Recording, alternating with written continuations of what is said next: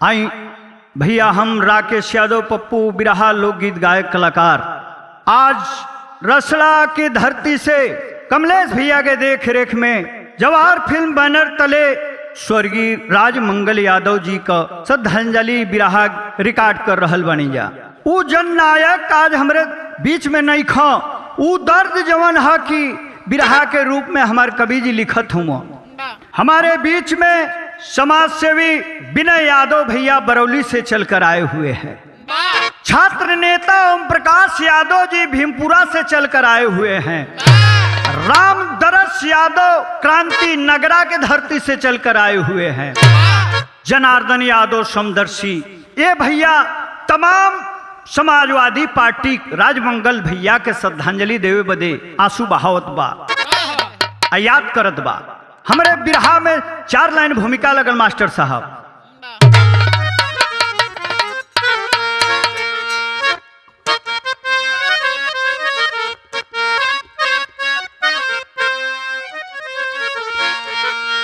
अच्छे और सच्चे को सब ही सराहे, सच्चे को चाहे अच्छे को बुलाए, भले आम मानव या नेता अभिनेता, अच्छा ही मानव भी कुदरत को भाए, गंदे को अंधे भी जाते समझ है, गमक या महक को सभी जान पाए, वैसे ही नेता रहे राजमंगल, जिन्हें आज ईश्वर है जल्दी बुलाए।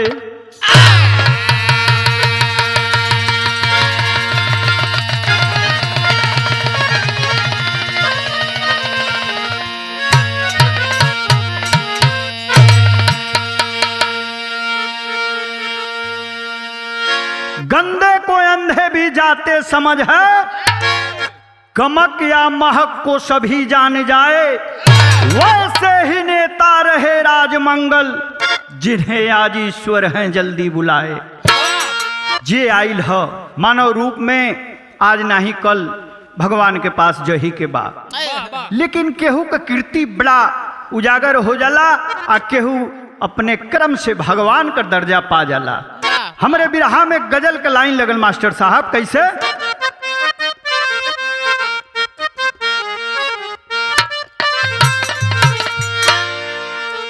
कवि जी भाव में शिकायत करत हुआ, राजमंगल जी के आप इतना जल्दी बुला लिहली हैं, कहना बा अरे खुदा की खुदाई, अरे खुदा की खुदाई समझ में न आए, जल्दी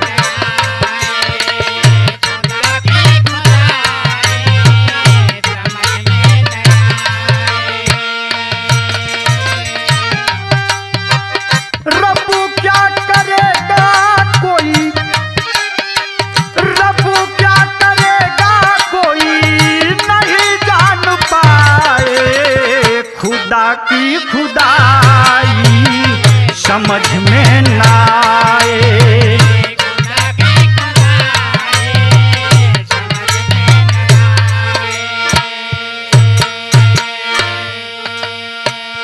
प्रभु को इतना प्यारे दुलारे हो गए कि हमारे बीच में से उस जननायक को इतना जल्दी बुला लिए। अभी तो बहुत कुछ समाज सेवा बाकी रह गई थी।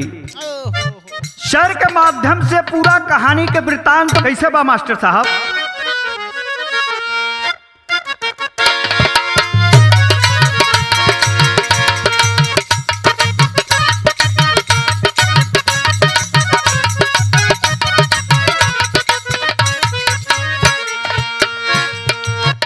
बागी बलिया भिरुगु बाबा की धरातल में, बागी बलिया भिरुगु बाबा की धरातल में पले हैं मंगल पांडे गंगा की इस आंचल में।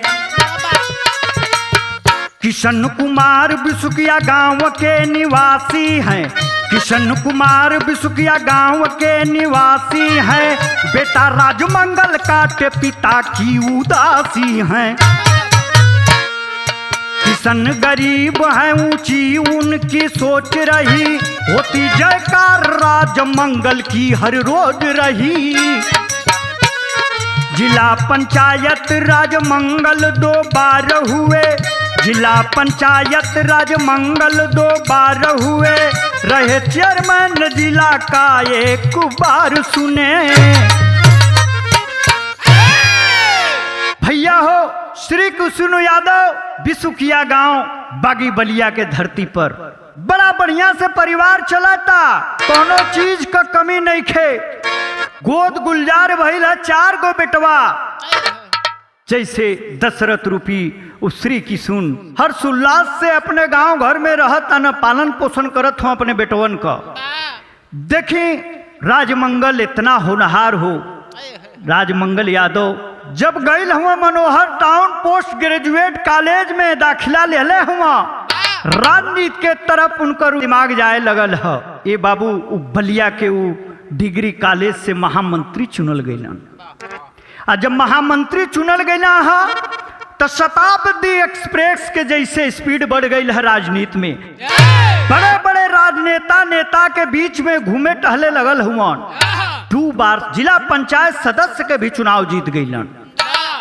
देखी भाग्य हो जिला पंचायत अध्यक्ष यानी चेयरमैन भी 1 बार बन गए।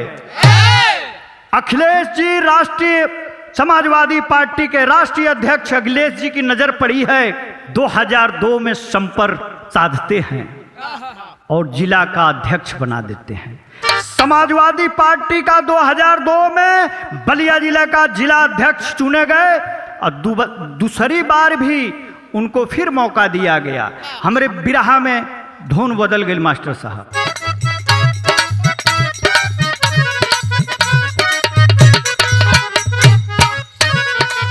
श्री कृष्ण यादव जी खुश बना अपने बेटवन के कर्तव्य कमाई पर।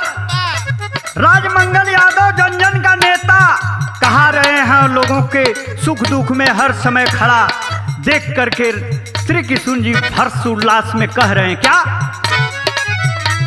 अरे मना हरसाय हो मना हरसाय, मना हरसाय हो मना हरसाय, खुशिया में किशन जी के मन हरसाय, खुशिया में किशन जी के।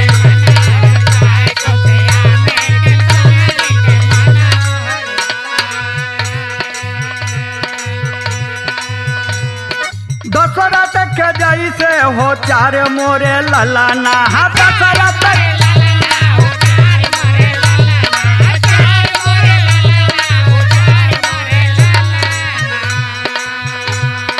दशरथ के जैसे हो 4 मोरे ललना, यस दिहले पूरा आस दिहले पूरा, खुशिया में किशन जी के मन हरसाए, खुशिया में किशन जी के।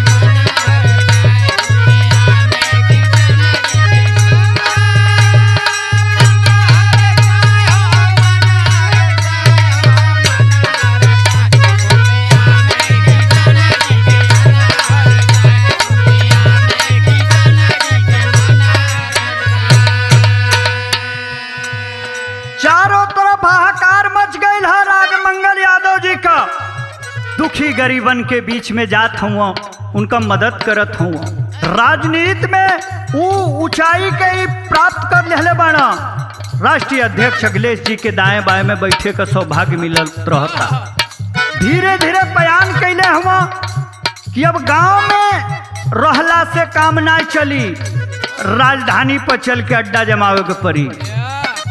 पहाड़ीपुर सावित्री नगर में घर बनाते हैं, आवास लेते हैं और अपने राजधानी में आदरणीय अखिलेश जी के करीब में रहे का काम करे शुरू कर दिल बानो। वो समय का भाव लिखत हुआ कवि जी का।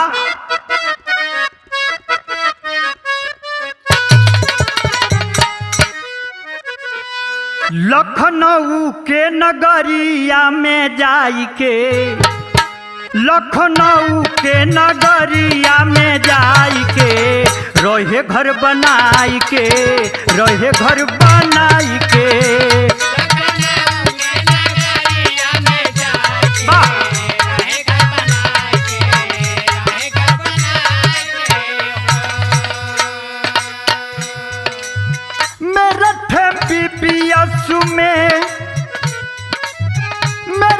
BBS में दाखिला कराई, बिटिया के आशीष दे के घर गईले आई।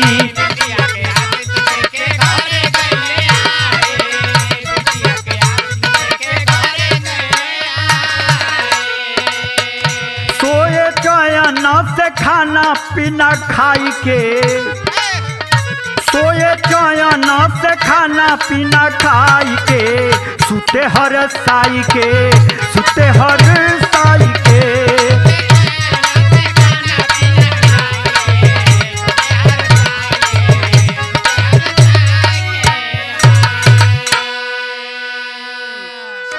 दिसंबर को देर संध्या अपने घर वापस चले आते हैं, यानी कि आवास लखनऊ पर आते हैं। चैन से बड़ा खुशी मन से भोजन करके और सो जाते हैं भैया। अपनी बड़की बिटिया का मेरठ से MBBS में दाखिला करा के जवनु अपने के चैन पावता ना एक शब्द में बयां ना हो सकेला। सुबह हमेशा की तरह लोहिया पार्क में टहले बदे स्कूटी निकलले हुमन, जाके जितना भी उनके व्यायाम करे के रहल सब कैले के बाद स्कूटी निकाल के अपने आवास सावित्री नगर खाती चल दिले हुआ। उस समय का भाव लिखत हूं कवि जी भैल का।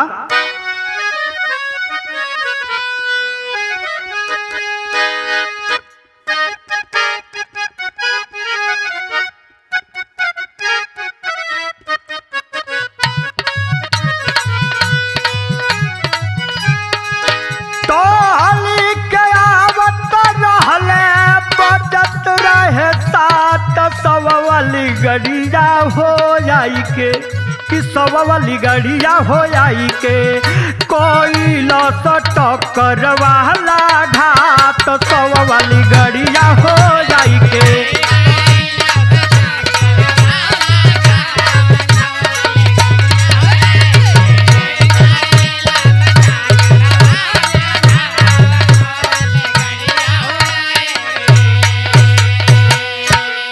राजमंगल जी और राजेंद्र पांडे जी एक साथ स्कूटी से जब चल पड़ते हैं लोहिया पार्क से अपने आवास के लिए, साथियों ये पता नहीं था कि पीछे से यमराज हमारा पीछा कर रहा है। ये बाबूजन नायक उजदवंश के हन के आके मुर्दा ढोए वाली गाड़ी टक्कर मार दिले है, लेकिन भैन का कहना बाप खूनवा बहेला धारा लौके न कोई सहारा, खूनवा बहेला धारा।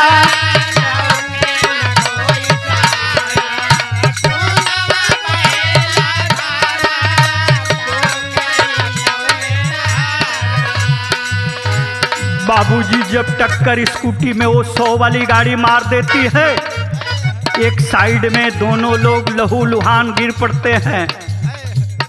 सर फट गया है, रक्त का स्राव इतना स्पीड से होने लगा कि कुछ लोग देखकर भयभीत हो गए। हिम्मत गवाही नहीं दी कि हम इस समय करें क्या, भाग जाते हैं। जाके दूसरे से कहते हैं देखे कुछ लोग बागी भागे सब ही हो किनारा,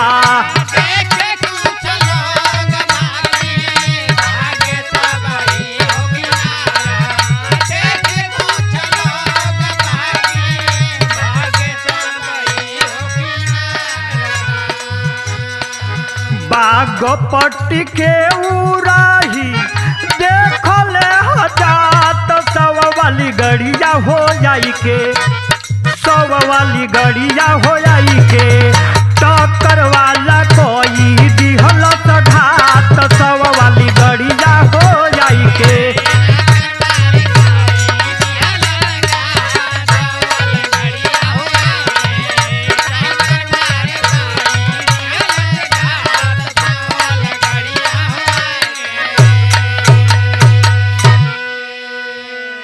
खून की धारा बह रही है, सबके बस की बात नहीं है कि वहां खड़ा हो पाता।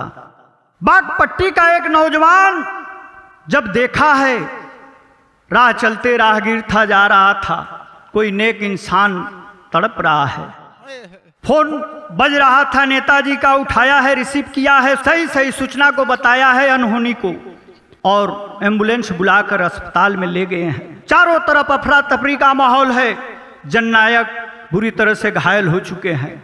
विदेशिया के भाव में बड़ा करुण भाव लिखत हुआ कवि जी, कैसे?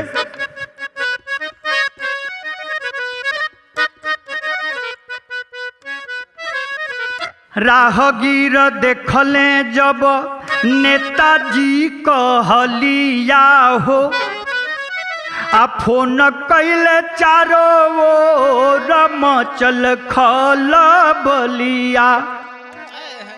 जहवे जे सुने सिर धई अपन धुने लागल, आ बैल सब आवा क बनली पत्नी पोगलिया। बेटा रजनीश दोनों बिटिया रोवन लागी, आ रही है कैसे उपवन जब रही है नाम लिया। राष्ट्रीय अध्यक्ष नेता अखिल सजी सुनले हो, आ मिले चली दिए नहीं किए तनिको देरिया। यार मिले चली दिए नहीं,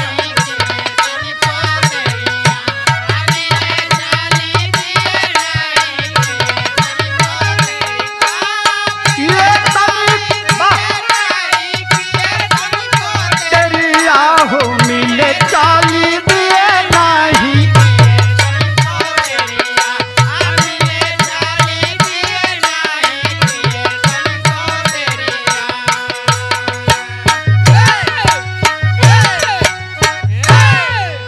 5 मिनट के अंदर में पूरा इंडिया में कोहराम सा छा गया।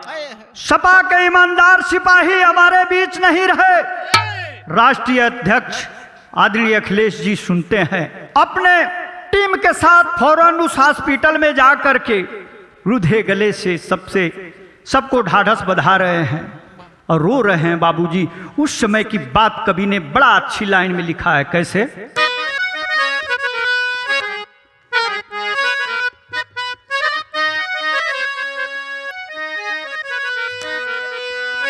फैलल खबरिया हो, फैलल खबरिया हो, अरे राजा मंगला के टूटल जीवन के डोर। फैलल खबरिया हो,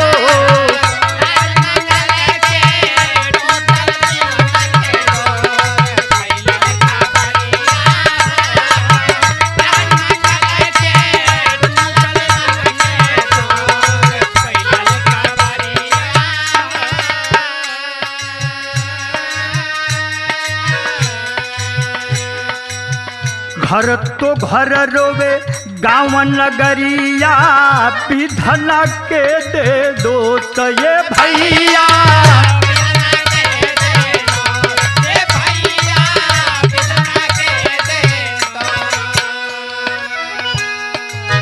बेटा बेटी पत्नी रही रही, बेटा बेटी पत्नी रही रही, पाले होता बेहो फैलल खबरिया हो,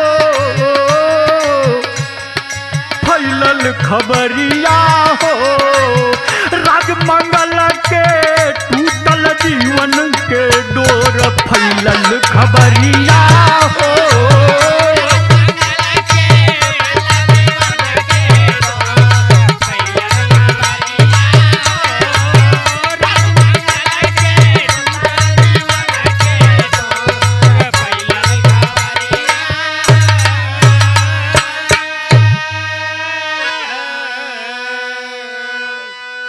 राजमंगल जैसे जननायक कभी कभी धरती पर पैदा होते हैं बाबूजी। क्या सपा, क्या बसपा, क्या भाजपा, सभी दल के राजनेता हाय हाय कर रहे हैं।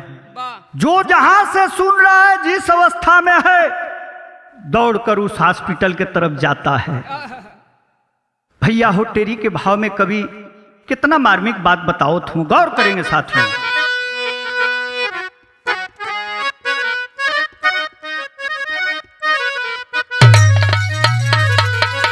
गुजारा हो गुजारा कैसे जीवन के होई, और गुजारा कैसे जीवन के हो, गुजारा कैसे जीवन के होई। माली बिना हुआ अब गुलशन बेसहारा, यार सहारा। गुजारा कैसे जीवन के हुई।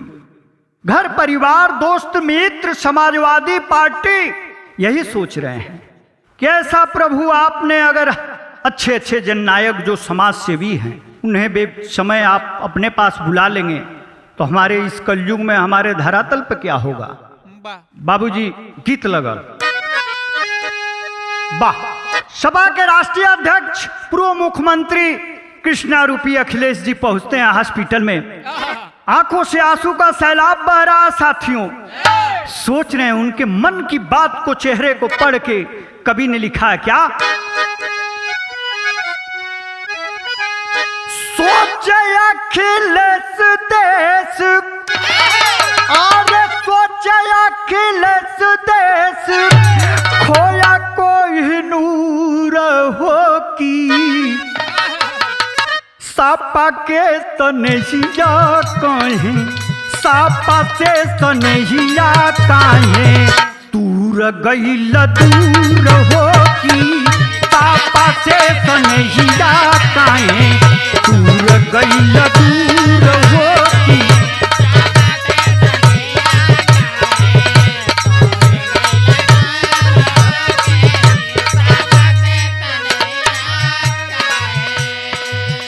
अपने समाजवादी के सच्चे सिपाही को खो करके सामने पड़ा 100 को देख करके रूधे गले से आंसुओं को आंखों में भर के यही सोच रहे हैं समाजवादी पार्टी के तुम कोहिनूर थे, इतना जल्दी क्या थी कि भगवान के पास चले गए। कराइब जांच कैसे भइली मौतिया, कराइब जांच कैसे भइली मौतिया, कराइब जांच कैसे भइली मौतिया। होत बात साक जबरी फराइल पौतिया, होत बात साक जबरी फराइल पौतिया, होत बात साक जबरी फराइल पौतिया। सापा के सिपाही रहला, सापा के सिपाही रहला, नेता मशहूर हो की। सापा से तनहिया काहे, सापा से तनहिया काहे, दूर गईल दूर हो की। सापा से तनहिया काहे।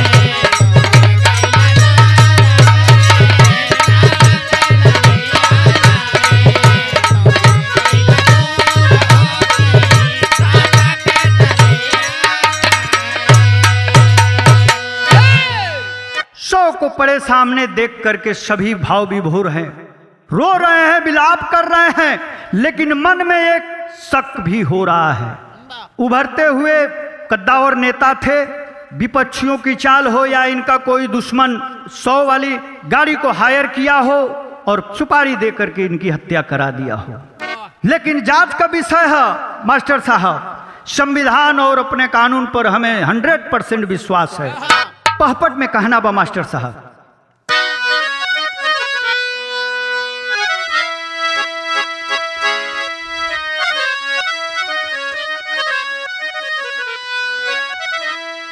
अरे जान के कोई किया होगा अगर हमला, हमला छोड़ेंगे, सुलझा कर दम लेंगे, सारा मामला हम ना छोड़ेंगे।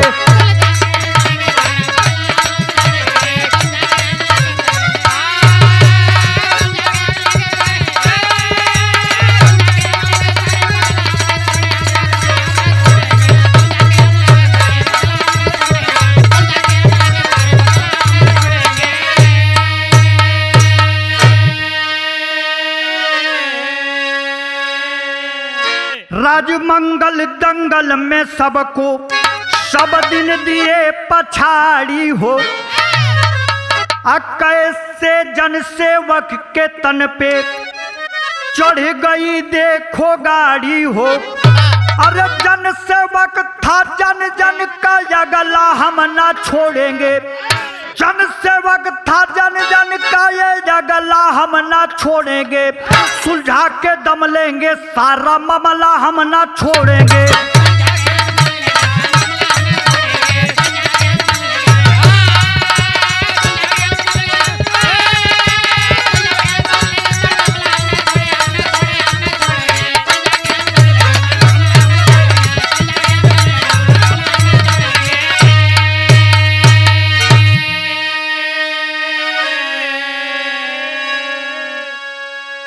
का समाजवादी पार्टी आ का विपक्ष है भैया। उ जननायक ऐसा नेता कबो कबो धरती पर अवतार लेना पैदा हो। सब लोग आंसू बहावता आ सबके मन में ये चलता कि कोनो साजिश अगर होई तेकर जांच करावल जाई, जरूरत पड़ी तो चक्का जाम होई। राष्ट्रीय अध्यक्ष समाजवादी पार्टी डीएम को जी ने कहा कि इसकी जांच की जाए, निष्पक्ष जांच हो, आखिर कैसे टक्कर लगा और इतना देर के बाद एम्बुलेंस क्यों गई, एम्बुलेंस जाने में देर क्यों हुई। अल्लाह के भाव में छायावादी बात लिखत हूं कवि जी, कैसे?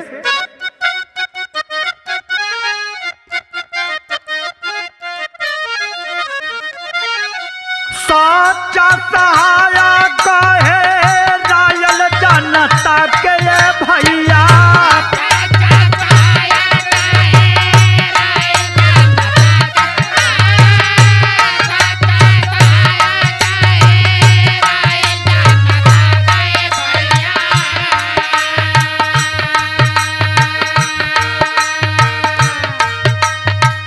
गईल राज मंगल देखा सब के रोआ।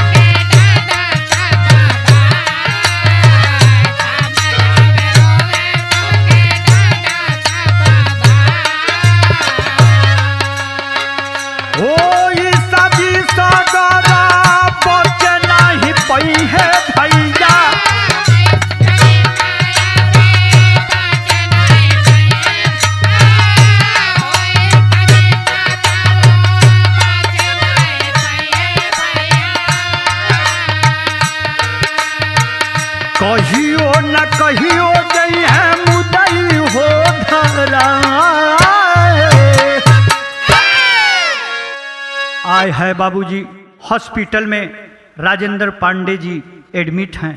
खतरे की घंटी बज रही है उनके लिए भी, यमराज से लड़ाई लड़ रहे हैं।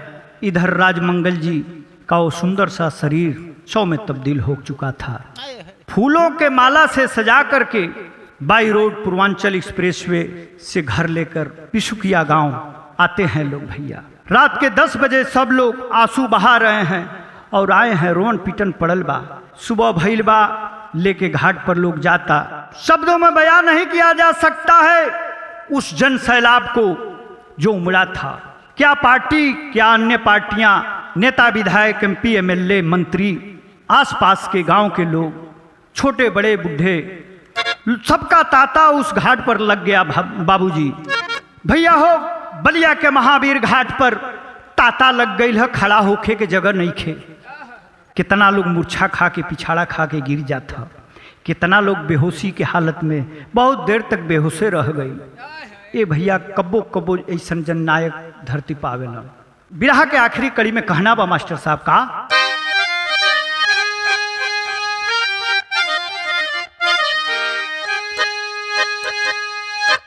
दाता दुनिया सारी भवन से सुन ना करा, राजा मंगल जैसन नेतवन के खून ना करा।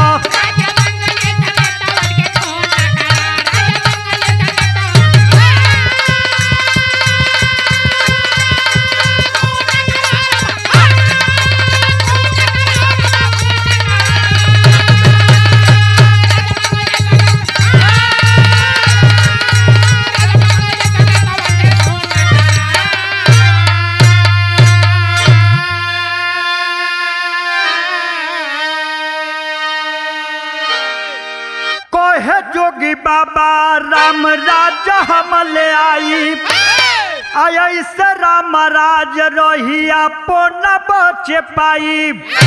अरे बाली वाली नीति के धून ना धारा, राजा मंगल जैसन नेतवन के खून ना करा।